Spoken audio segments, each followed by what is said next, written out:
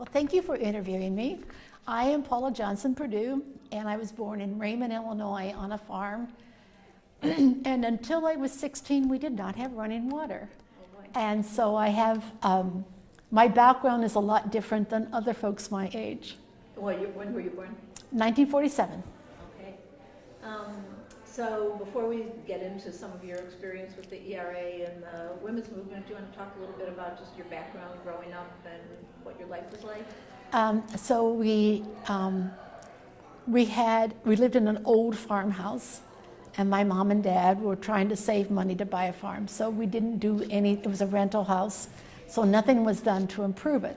So we had coal stoves, and we had wood stoves, and that's how we heated the house in the wintertime, and it was cold.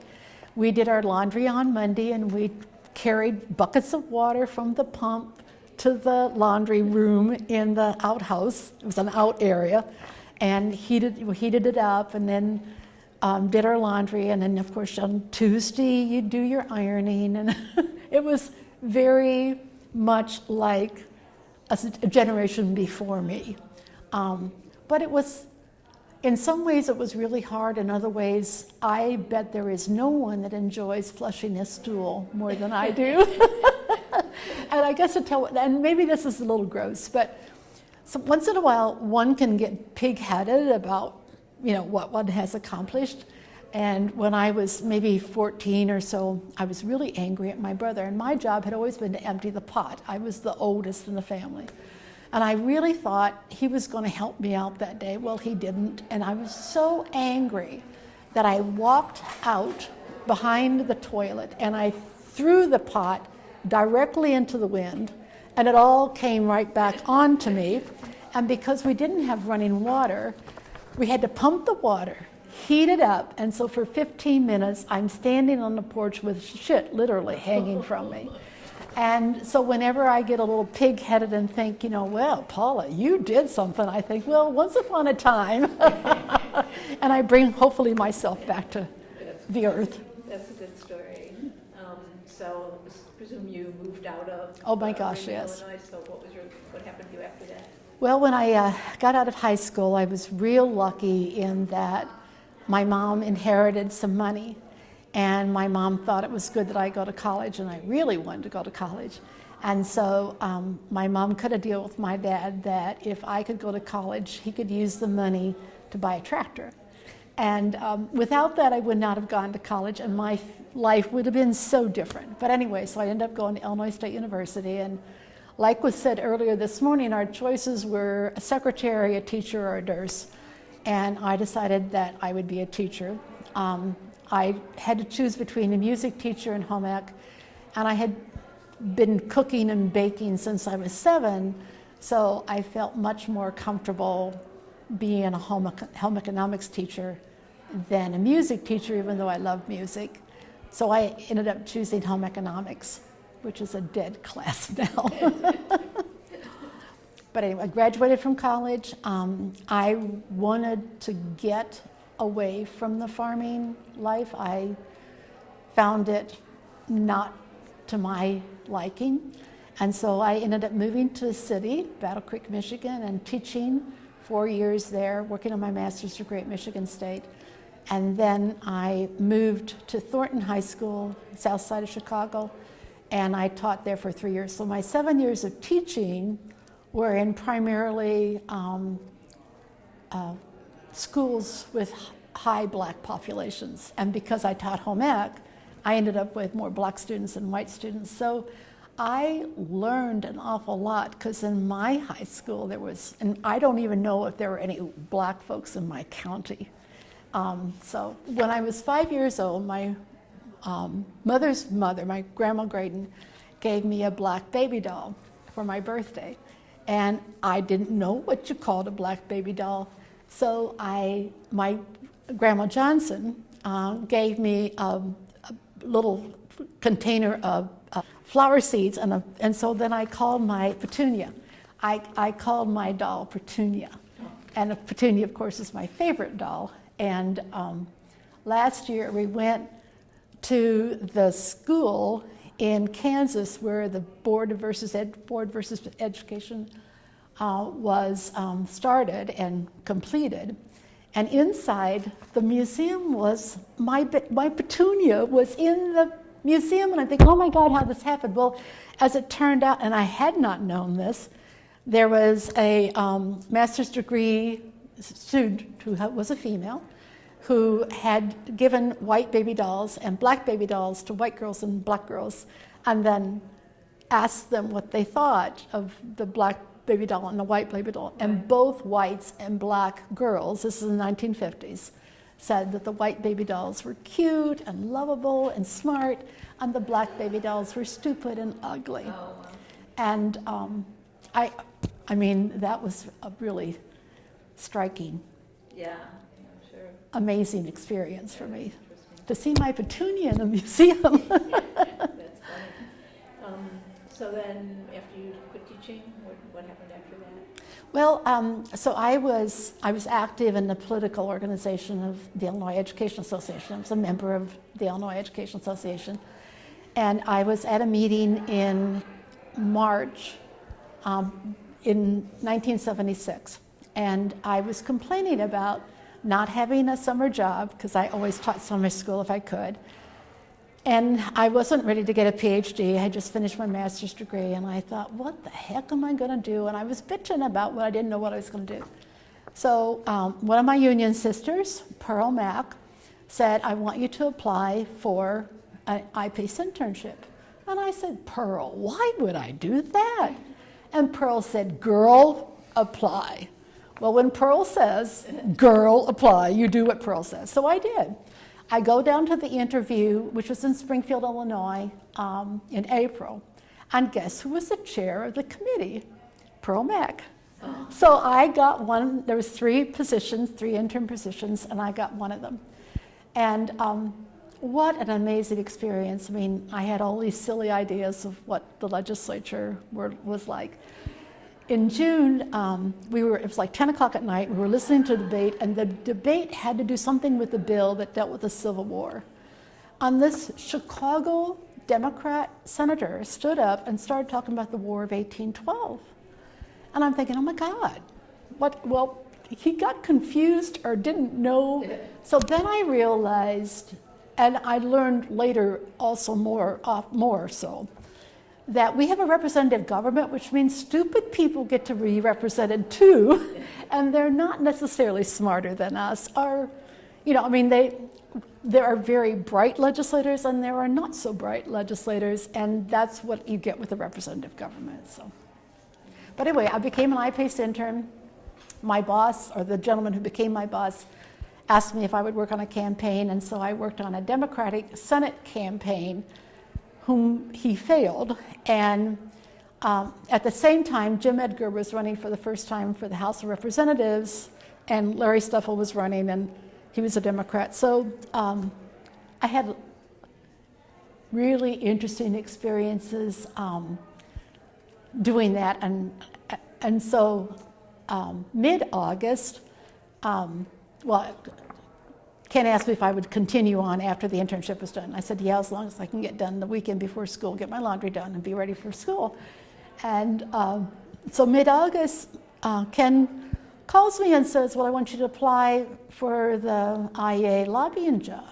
And I said, what? He says, apply. So I did. And at the Representative Assembly in February, my boss wanted another lobbyist, and the women in the IEA were not sure that the 3 male lobbyists were working as hard on the Equal Rights Amendment as they could. And so they told my boss that he could hire a lobbyist, but she had to be a woman. So I was the first woman lobbyist hired. I got hired in September. It was, who would have thunk? It was a total surprise. So moved to Springfield, and I started lobbying, and of course I was very active in the Equal Rights Amendment from then on. Several things about the male legislators at the time who were maybe over 60. I'm not, I was younger then, so it's hard to tell, but almost all of them could not accept a woman lobbyist. So I was Ken Bruce's secretary. And so when I would go to them and send in my card, they would say, "Did Ken Bruce send you?" And I would say, "Yes." "Well, what does Ken Bruce want me to do?" "Well, Ken wants you." And then I would start off on my own thing. But I couldn't be a woman lobbyist. And I mean, there were certainly other men that accepted me as a lobbyist, but if you were over a certain age, they just had to die. And great, gently they did. So talk about your experiences working on the ERA in Illinois. Well, it's been an awful long haul. I don't understand why it took so long, because it seems so common sense. But I know it really did. I mean, I worked on it from 1976 through 2018. So thank God we finally got it done. Right, exactly. So that's good news. But why it took so long is really difficult to understand. Certainly, Phyllis Schlafly was a major part, and she was a total hypocrite.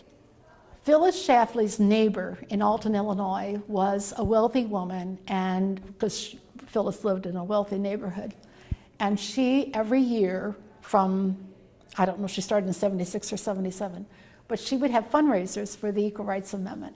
So we would all go down to her house for fundraisers and, you know, buy tickets. And she was a really interesting woman. But she made it very clear to us that Phyllis never cooked or baked. And so Phyllis, you know, would have all of these supporters of hers bringing bread and cookies and pies and supposedly buying legislators with their baking goods.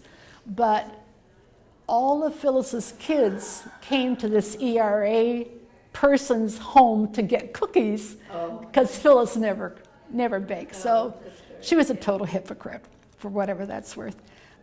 I was hoping Wanda Branstetter would be here today because she was the one that was convicted of buying votes.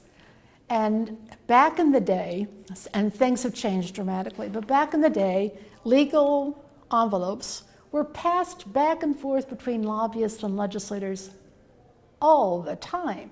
And they didn't have thank you notes in them. They had cash, or checks, but probably cash. And the ERA, the opponents of the Equal Rights Amendment, passed envelopes back and forth all the time. But they never got in trouble. Just our side. And our side didn't give cash. She just wrote a note. So that was extraordinarily frustrating to me to see how unjustly we were being determined. I was good friends with the doorman. I've always been good friends with the doorman. And I remember it was probably the last vote in '82. And there was let me go back. So some of the horrible things that happened was the pig's blood. I understand why the pig's blood was thrown at the Senate doors. I mean, I understood it, but it was the worst thing that could have happened to the Equal Rights Amendment because we lost votes. We looked like wild and crazy women, and when you are trying to pass something difficult, you want to look calm and cool. And those ladies, and I know why they did it. I understand why they did it, but oh my God, I wish they hadn't have. The chaining, that didn't help us anything at all. So after those instances, the what? Fasting. Fasting was wonderful. The fasting was wonderful because they changed votes, Really? and it was awful. I mean, it was awful to walk through the Capitol, and you couldn't go anywhere without walking by them and seeing them weaken day by day. And they changed a couple of votes. It was awful. I just felt, I hope they're all okay. I have no idea what happened to them, but they were Catholic nuns working against the Catholic Church. Right. my suspicions is that they were not treated very well, and I hope they are all okay. Yeah. They were wonderfully strong women. So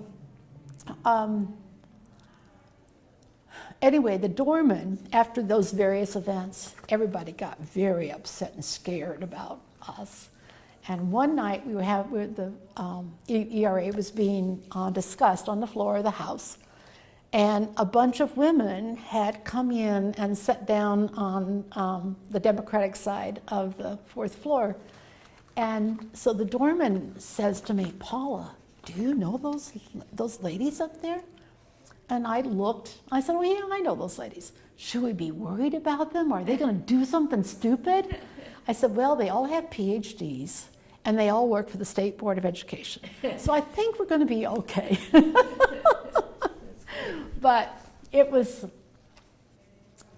definitely a tense arena with all of that. So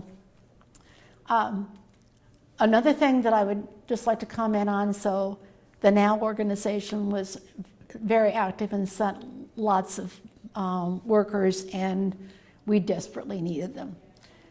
As an IEA lobbyist, I got a lot of,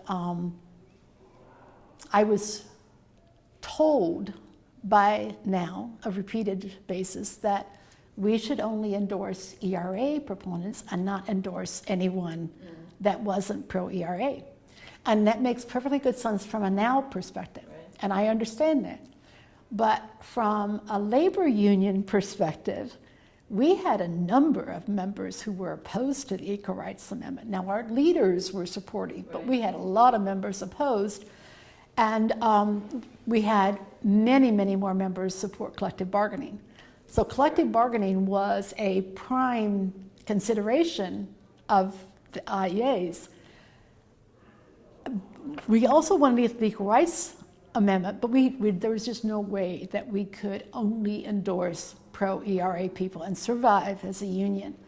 And that was always a big frustration. We did get some anti-ERA legislators who were pro-collective bargaining to become pro-ERA. I think 2 or 3. Uh-huh. So we made some progress, Right. but we didn't do what NOW wanted us to do. So that was frustrating. You had a different job. Yes, we had a different job. Right. So What else stands out from the ERA fight? I think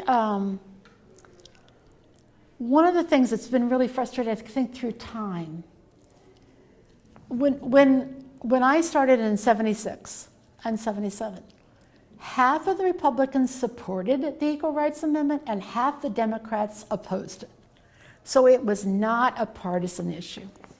That was also true of choice. Right. Half the Republicans supported choice and half the Democrats didn't. It has become so partisan.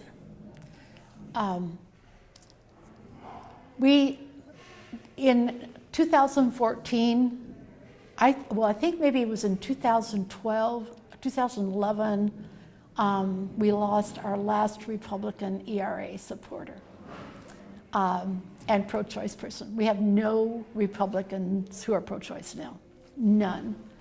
That has to change. And then the other issue is that we couldn't count on all the Democrats. And so one of my frustrations in 2018 was 2 black women who had been pro-ERA every time before were anti. And they were anti because the Equal Rights Amendment was only for white women and not for black women. And I was not the right woman. Though I've known Mary Flowers since she started as a representative. And my daughter, who is a lobbyist, when my daughter was 4, we would go to the Capitol, and I'd take Jenny, and Mary Flowers would take Jenny onto the Capitol floor, onto the House floor, and have Jenny push her button. And Jenny thought it was amazing that a human could be called flowers. Oh. You know, from a child's perspective, Right. that just was amazing. And so it isn't like Mary hasn't known me Right. forever and a day, but certainly we tried different ways. We had an ERA supporter, Virginia Bowler, who worked on her campaign, Mary Flowers' campaign. And so Virginia worked hard on the campaign and never saw Mary during the campaign or her campaign manager. So Virginia came down on the train one day, and we went and saw Mary, Virginia and I, and Virginia told her how much fun it was to work on her campaign and how she had really enjoyed it and that everyone loved her. I mean, Virginia did a fabulous job, and Mary said, I can support the Equal Rights Amendment. So it was like, oh my goodness. And then a week later, Mary told me she couldn't. So Political pressure? I think, and I can't prove this, but I hope to, there is a gentleman called Reverend Bob. He is a minister of a big church in Lake County. And he started as a lobbyist in the early 90s, mid-90s. And his business card said, hired by God. So all of us other lobbyists thought, well, what was that interview like? Because we were just hired by humans, you know, or interviewed by humans. So anyway, he has a Bible study once a week, and I know Mary goes to it, and I think he convinced her, because he's anti-abortion, Right. anti-ERA, and anti-women. So that's what I think. Yeah. I don't know it, but So what was it like when it finally passed? a miracle. I'm not sure I believe in miracles, but it was unbelievable. Unbelievable. We did not have the votes. We had maybe 68, 69. I know Representative Lang had a better count than I did, but I know we didn't have the votes, and he knows we didn't have the votes because we talked about it. So like Saturday night before the vote on Tuesday, I think, he says, you know, I don't have the votes. I said, well, he said, I think I'm going to call it anyway. And I said, I think that's a great idea, because I think we have as good a chance to do it now as any time that we've tried in the past, Right. God knows how many years. So he ended up calling it, and Sally Pancrazio and Kay Moss from McLean County had convinced a former Republican senator's wife to be the co-chair of their ERA for McLean County. McLean County is very Republican. And so they talked to Representative Dan Brady multiple times, and Representative Dan Brady became a yes on the Equal Rights Amendment. Representative Dan Brady is a downstater and in leadership in the Republican House. So he's highly regarded and highly respected. I think their working on getting his yes vote was very, very important. And certainly having a former senator, Republican, who always voted no on the Equal Rights, to be co-chair of the Equal Rights Amendment was pretty impressive. So when we had the vote, we had several different people stand up opposed, and we had several different people stand up against. I do want to, there's one person I think you really need to have know about, and you can get this on tape from the General Assembly. But Representative Jeannie Ives, who ran against Ronner in the primary last time, had the gall to stand up and say that we would only get the Equal Rights Amendment when men gave it to us. I'm like, what is that woman smoking? You know, I mean, I was flabbergasted. We've waited how long? But anyway, we had maybe 20 minutes of discussion, and then Dan Brady stood up and said, I have been opposed to abortion in the past. I will be opposed to abortion in the future. but I have read the Bible, and the Bible says we are all created equal, and I'm voting for the Equal Rights Amendment. Oh, wow. Short, sweet, to the point, and I am fairly sure we had one Republican who was a yes in November, became a no in January, and he ended up voting yes, and I think he voted yes because of Dan Brady's comments. And I don't know how many other, but he was a downstater too, he was not suburban. Right. In the Senate passed the Equal Rights Amendment easily. And in the Senate, all the women, Republicans and Democrats, except one Republican woman from Quincy, voted yes. I was flabbergasted. I mean, that's amazing. In the House, one Republican woman voted yes. There were Republican men who voted yes, thank God for them, but one Republican woman voted yes. So before the last election in 2018, my daughter called and said, my mom would like to walk precincts with you because you've got to thank people Right. No, that's right. to help you out. So we arranged a date.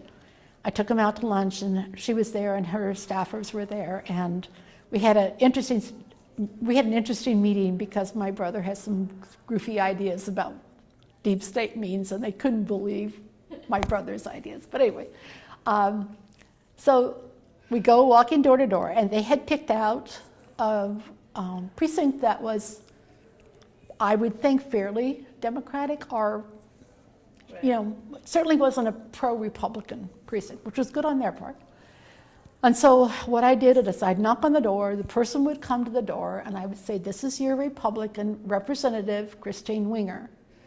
She is the only Republican woman in the House that voted for the Equal Rights Amendment. Jenny and I are Democrats. You can vote for every other Democrat on the ballot, but this woman, we would like you as Democrats to vote for her. Right. And she lost by 200 votes. Oh, wow. And her opponent is pro-choice, so I don't think I can go back and do that again, but I had to do something because she really had guts to help us out. So. Yeah. Great. So what are you doing now? Oh, so this year I got back in time to find out that we had elected enough Democrat legislators in the House to pass the Reproductive Health Act. And, but there were some Democrats who decided they didn't want to be pro-choice. So the folks working on the Reproductive Health Act were quite frustrated. And Annie Williams of Strong Support Equal Rights Amendment worked very hard on our behalf and was very important in getting it passed. It's also working with the handmaidens. Mm-hmm. And so the first week that I was back from Florida, I was a handmaiden, and we were handmaidens.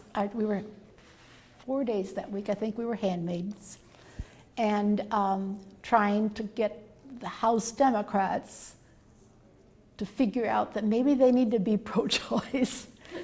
And so anyway, I was gone 2.5 weeks to go to South Africa, so I was not a handmaiden then, but I was either a handmaiden or Aunt Lydia, and Aunt Lydia is the woman who takes them to the bathroom and takes, because you can't see crap from that bonnet, which was a good thing because I had purple and turquoise hair, so it was a good thing I had a bonnet on. But anyway, we did succeed at getting the Reproductive Health Act passed, and I'm ready for what happens next year. Well, that's great accomplishment. Yes, yeah. Great. Anything else that you think we should know about before we wrap up? Well, I guess there was can I tell you about a campaign in 1982? Sure. So Pat Quinn, and I'm not happy with Pat Quinn about this, and I will never be happy with him, but he passed the amendment to require that we go from 3 representatives to 2 representatives in the House. And supposedly it was going to be cheaper. It's not.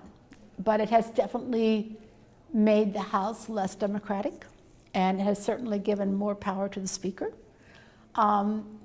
So anyway, I was working on the 1982 campaign, and there in Champaign-Urbana, there was Representative Helen Satterthwaite, and she was a Democrat and pro-ERA. And then there was, I think his name was Virgil Wyckoff, but I'm not sure, but he was a funeral director. He was a Republican, and he was anti-ERA. And so that was one of the campaigns that I was supposed to work on. So the amazing thing about that, and I've not seen it since, in a yard would be a Helen Satterthwaite sign and a Wycliffe sign. So the wife was supporting Helen, and the husband was supporting Virgil. And I've often wondered how many divorces happened after that election, but Helen Satterthwaite won. So that was really cool for me to at least know that a pro-ERA woman could win after it had failed. Yeah, that's great. Yeah. And I think the last thing that maybe is important is that I am so proud of my daughter, because my daughter has been working on the Equal Rights Amendment, and she's been working on the pro-choice issues. And it's just, I mean, I think I did a pretty good job as a mom. Sounds like you did a great job. Well, Paula, thank you so much for taking the time. It was a great interview. We appreciate it. And I didn't tell about the story last night. Oh, well, go on. So last night we had a reunion dinner, and I shared this story, and I was asked to repeat it. So during the Equal Rights Amendment, and this would have been in the 80s, 81, Farley Peters, who was a new lobbyist like me at the time and had been hired to work full-time as a lobbyist, Farley and I took out a representative to try to convince him to be yes on the ERA. So we were having dinner in this restaurant and, you know, trying to get him to be a yes vote on the Equal Rights Amendment. And this representative told us that he would be a yes vote if we both went to bed with him and had sex. And so it's like, oh shit, what do we do now? So Farley and I go to the bathroom and say, well, what do we do? And it was a particular, I mean, I was not a normal kid, so I'll say it right up front for the 60s, but I was still a virgin. And to this be my first sexual experience was not very good, but if it would pass the Equal Rights Amendment, I had to consider it seriously. And so Farley and I are talking in the bathroom, and we're, you know, you can't take a lot of time because this guy's waiting. And so we finally decided we couldn't trust him. And so we did not accept his deal. Yeah. But anyway, there was a lot of tough issues. Interesting experience. I learned a lot. And I am so grateful to see so many women get excited after President Trump was elected. I go to Sarasota in the wintertime, and I know you all had a wonderful march up here, but the Women's March in Sarasota, the 1st January, was going to be 200 women. I mean, I'm not a resident of Sarasota, but I do go down on an annual basis, and I got 3 other women to go with me. None of us lived in Sarasota. We went to the march, and there were 10,000 women. From 200 to 10,000, and it's a very Republican area. It was astonishing. So there's lots of wonderful people, I think, who are fighting back. Yeah, so thank you. Thank you so much, Paula. It was a great interview. Appreciate your time, and thanks. You're welcome.